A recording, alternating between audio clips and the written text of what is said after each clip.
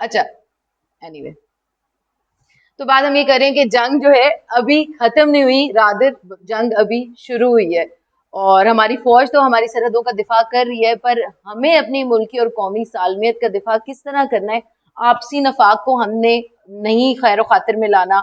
Specially जो political party और political affiliations होती हैं, वो एक अमन के माहौल में अच्छी लगती हैं, आप किसी लीडर को अच्छा कह रहे हैं, बुरा कह रहे हैं, लेकिन जब जंग होती है तो ना इमरान ने, ना नवाज ने, ना भुट्टो ने, किसी ने जाके लड़ना नहीं है, लड़ना हमारी अफवाज ने होता है। और एक चीज जो हम लोग बहुत ज्यादा गलत करते हैं, हम अपनी अफवाज को पूरी की पूरी को कह देते हैं पूरी आर्मी ही गलत।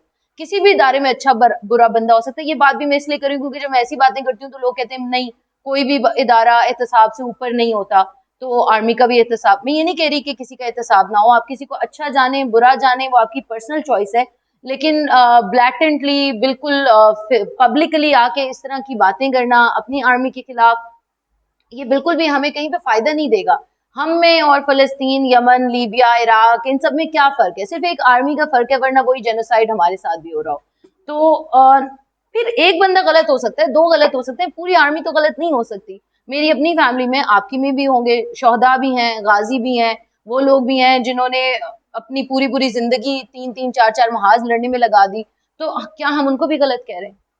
तो ये सोचने की बात है कि एक टाइम होता है, आपस में आप बहस भी करते हैं। मुझे लगता है पाकिस्तान में हम सबसे ज्यादा आजाद हैं।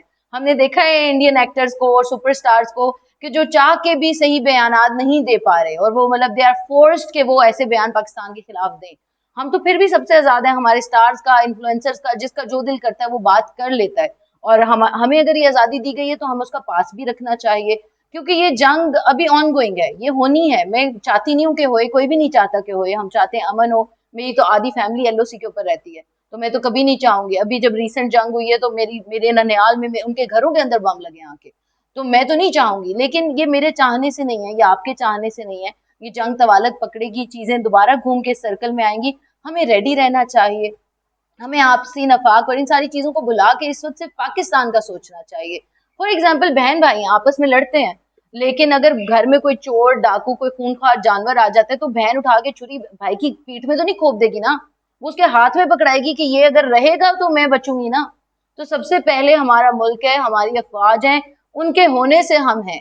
अच्छे बुरे डिसीजंस कोई भी ले सकता है। मेरे इदारे में अगर मेरे से जूनियर लोग या मेरी मैनेजमेंट कोई गलती करती है तो इसका मतलब तो नहीं कि मेरा पूरा इदारा गलत हो गया। तो इसी तरह किसी भी इदारे में अच्छे बुरे लोग आते हैं, बट हमें एज अ कॉम इस चीज के लिए रेडी रहना चाहिए। अल्लाह का शुक्र है अल्हम्दुलिल्लाह कि हमारी आर्मी ने अच्छा फाइट बैक किया, बट हमें रेडी रहना चाहिए क्योंकि वो अभी करेंगे।